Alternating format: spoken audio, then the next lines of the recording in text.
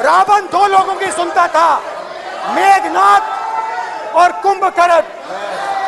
वैसे ही नरेंद्र मोदी दो लोगों की सुनते हैं, अमित शाह और अडानी। भाई और बहनों, लंका को हनुमान ने नहीं जलाया था, लंका को रावण के अहंकार ने जलाया था। प्लीज माननीय सदस्य, आप संयमित बोले। आप ये सदन है, आप तरीके से बोलिए। माननीय राम ने रावण को नहीं मारा था, रावण के अहंकार ने रावण को मारा था। आप पूरे देश में केरोसिन फेंक रहे हो, पूरे देश में आप केरोसिन फेंक रहे हो। आपने मणिपुर में केरोसिन फेंकी और फिर चिंगारी लगा दी। अब आप हरियाणा में कर रहे हो, पूरे देश को आप जलाने में लगे हो। आप पूरे देश में भारत माता की हत्या कर रहे हो। क्योंकि मैंने इतनी जोरों से अडानी जी पे फोकस किया कि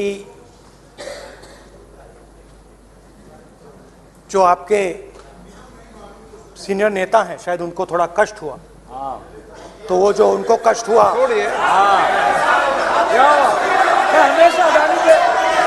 हमेशा अडानी पे अभी भी कष्ट हो रहा है। मगर मैंने सिर्फ सच्चाई रखी थी। मगर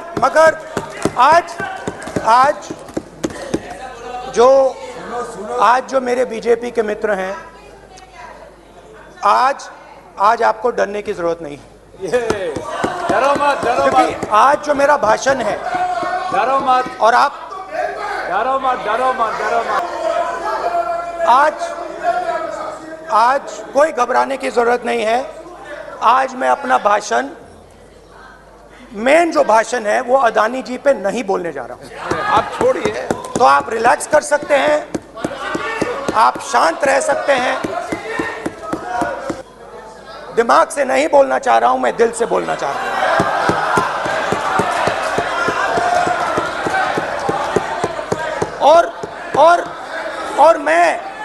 और मैं आज आप लोगों पर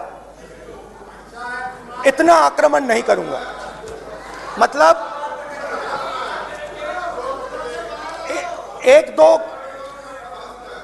एक दो गोले जरूर मारूंगा, मगर इतना नहीं मारूंगा। तो आप रिलैक्स कर सकते हैं।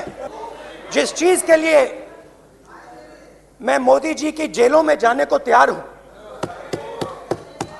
जिस चीज के लिए मैंने 10 साल हर रोज गाली खाई, उस चीज को मैं समझना चाहता था। ये है क्या? भाई और बहनों, लोग कहते हैं कि ये देश है, कोई कहता है ये अलग अलग भाषाएं हैं, कोई कहता है ये जमीन है, मिट्टी है, कोई कहता है ये धर्म है, ये सोना है, ये चांदी है। मगर भाई और बहनों, सच्चाई है कि ये देश एक आवाज है। ये देश सिर्फ एक आवाज है। ये देश, इस देश की लोगों की आवाज है। इस देश के लोगों का दर्द है, दुख है, कठिनाइयां हैं। और अगर हमें इस आवाज को सुनना है, तो हमारे दिल में जो अहंकार है, हमारे जो डिजायर्स हैं, हमारे जो सपने हैं, उनको हमें परे करना पड़ेगा। जब हम अपने सपनों को परे करते हैं, तब हमें हिंदुस्तान की आवाज सुनाई देती है। तब तक हिंदुस्तान की आवाज हमें नहीं सुनाई देती। अब आप कहोगे ये बात मैंने नॉन कॉन्फिडेंस मोशन में क्यों रखी? इसका क्या मतलब है कि भारत एक आवाज है, भारत लोगों का दुख है, भारत लोगों का कष्ट है, मुश्किलें हैं। क्योंकि भाई और बहनों,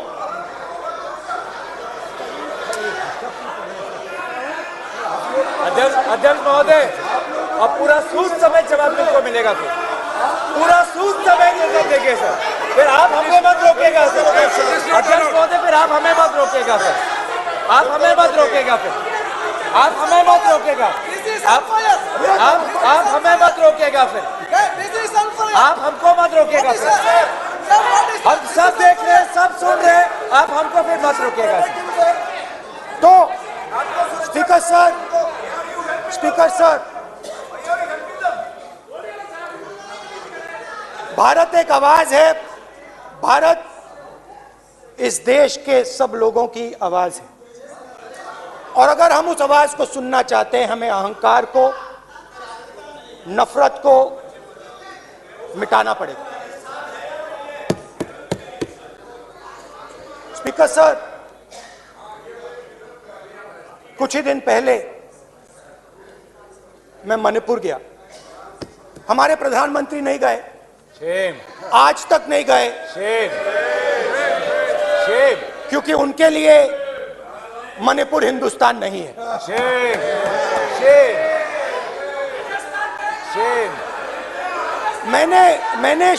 मैंने मणिपुर शब्द प्रयोग किया, मगर आज की सच्चाई यह है कि मणिपुर नहीं बचा है। मणिपुर को आपने दो भाग में कर दिया है, मणिपुर को आपने बांट दिया है, तोड़ दिया है। मैं मणिपुर में रिलीफ कैंप्स में गया, रिलीफ कैंप में आज जा रहा हूं, मणिपुर में रिलीफ कैंप में मैंने महिलाओं से बात की। ठीक है सर, सूद समेत मैं जवाब मणिपुर गया और मणिपुर के कैंप्स में मैंने महिलाओं से बात की, बच्चों से बात की, जो हमारे प्रधानमंत्री जी ने आज तक नहीं किया। एक महिला मुझे कहती है, मैंने उनसे पूछा, बहन क्या हुआ आपके साथ?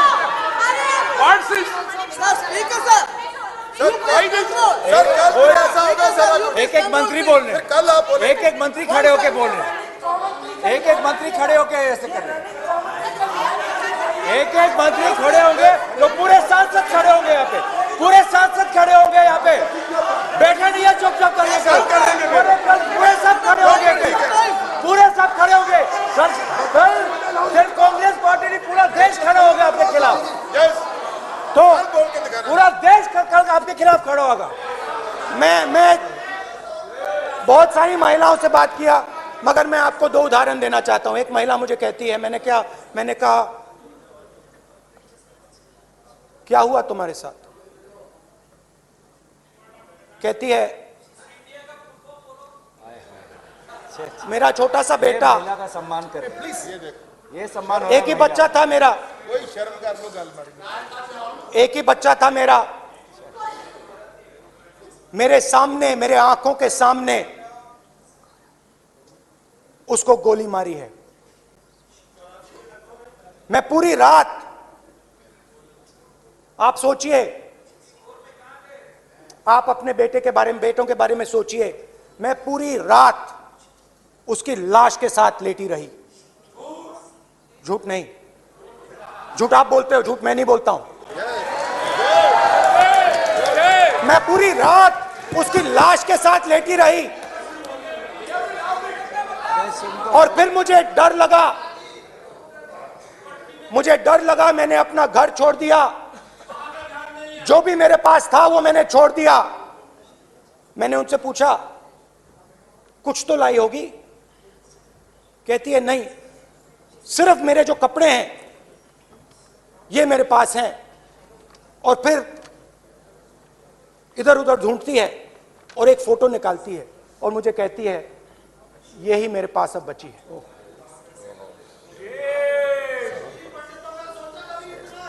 एक और उदाहरण, दूसरे कैंप में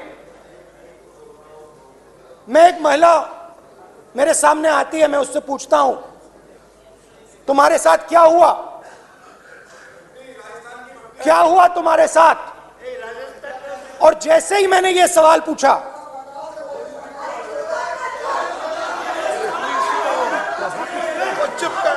जैसे ही मैंने ये सवाल पूछा, आप महिला का दर्द नहीं सुन सकते, महिला का दर्द नहीं सुन सकते, महिला का दर्द सुनने का आपका धैर्य नहीं है, महिला का दर्द नहीं सुन सकते, महिला का दर्द नहीं सुन सकते। जैसे ही मैंने उससे ये सवाल पूछा, बैठो, जैसे सर प्लीज सर,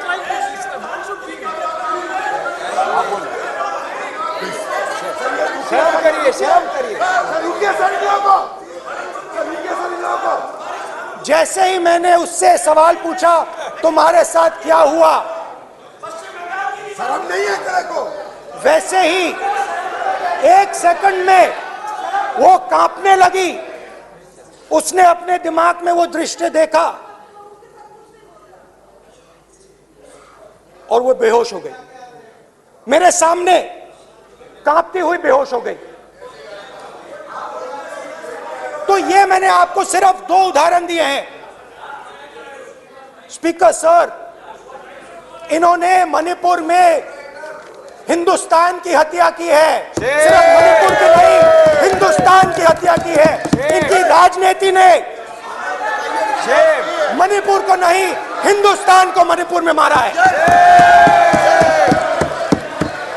हिंदुस्तान को कत्ल किया है, हिंदुस्तान का मर्डर किया है मणिपुर में।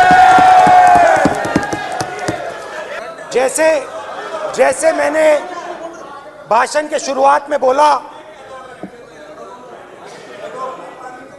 भारत एक आवाज है, भारत हमारी जनता की आवाज है, दिल की आवाज है।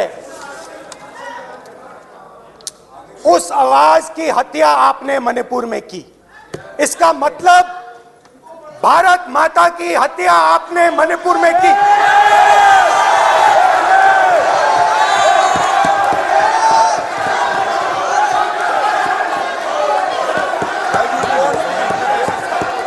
भारत माता को आपने मणिपुर के लोगों के मारा, आपने मणिपुर के लोगों को मारकर भारत की हत्या की है। आप देश द्रोही हो, आप देशभक्त नहीं हो, आप देश प्रेमी नहीं हो, आप देशद्रोही हो।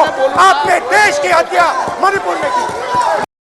प्लीज प्लीज एक मिनट, प्लीज प्लीज बैठिए, प्लीज प्लीज बैठिए। अब सवाल आप उठता है, बैठना चाहते नहीं बैठना चाहते, आप बैठना चाहते नहीं बैठना चाहते, इसीलिए आपके प्रधानमंत्री नहीं बैठना चाहते मणिपुर में नहीं मैं जा आपसे सकते बैठिए आप हैं, क्योंकि उन्होंने प्लीज देश की हत्या की है। मणिपुर में हिंदुस्तान की हत्या की है, भारत माता की हत्या की है। मणिपुर में, मणिपुर के लोगों के दिल में। प्लीज एक मिनट बैठिए आप, एक तो सवाल उठता है, एक मिनट बैठिए। आप बोल रहे हैं फिर आप भारत माता के रखवाले नहीं एक हो, मिनट माननीय सर। आप भारत माता के हत्यारे हो। प्लीज माननीय सदस्यगण, भारत माँ हमारी माँ है, हमें सदन में बोलते समय संयम बरतना चाहिए। मेरा अपनी माँ की हत्या की बात कर रहा हूँ, मैं मणिपुर में अपनी माँ की हत्या की बात कर रहा हूँ, मैं आदर से बोल रहा हूँ। आपने मेरी माँ की हत्या की मणिपुर में। एक मेरी माँ यहाँ बैठी है, दूसरी माँ को आपने मणिपुर में मारा है।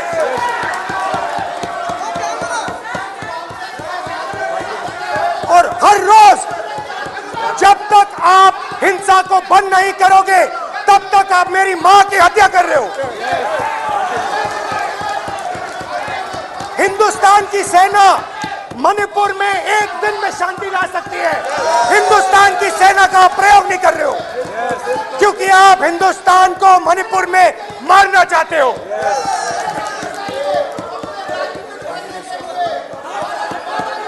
तो अगर नरेंद्र मोदी जी हिंदुस्तान की आवाज नहीं सुनते हैं, अगर हिंदुस्तान के दिल की आवाज नहीं सुनते हैं, तो किसकी आवाज सुनते हैं?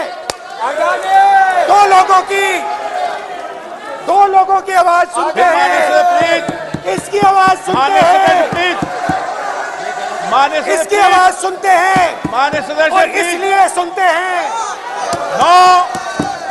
नो ये गलत तरीका माननीय सदस्य, माननीय देख सदस्य आपका लीजिए गलत तरीका है। अडानी जी के लिए मोदी जी ने क्या काम प्लीज। किया है, देख माननीय लीजिए सदस्य आप ये पहले आप और ये क्वेश्चन लेकर बाद नहीं आए, में। गलत तरीका आपका।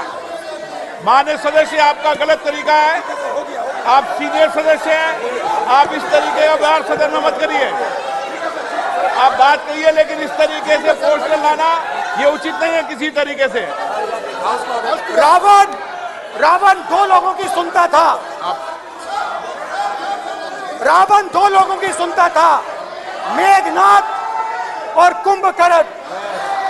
वैसे ही नरेंद्र मोदी दो लोगों की सुनते हैं, अमित शाह और अडानी।